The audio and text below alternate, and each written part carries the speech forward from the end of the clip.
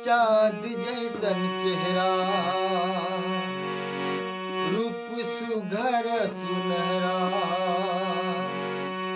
बाट चाँद जैसन चेहरा, रूप सुघर सुनहरा। अब तो हमारी नजरिया में बस गईलू, अब तो हमारी नजरिया में बस गईलू ए रानी। साचो कर जवा में धस गईलू ए रानी, साचो कर जवा में धस गईलू। बाट चाँद जैसन चेहरा, रूप सुघर सुनहरा। अब तो हमारी नजरिया में बस गईलू, अब तो हमारी नजरिया में बस गईलू ए रानी।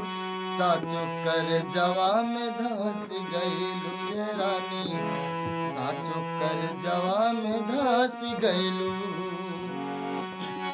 तोहर हर एक अदा का तिलाना, तोहरा के देख आह भरेला जमाना। रे तोहर हर एक अदा का तिलाना, तोहरा के देख आह भरेला जमाना। कैसे न होई बोला तोहारी दीवाना, जब हमरा के देखी के हंस गईलू ए रानी। साचो कर जवा में धस गईलू ए रानी, साचो कर जवा में धस गईलू।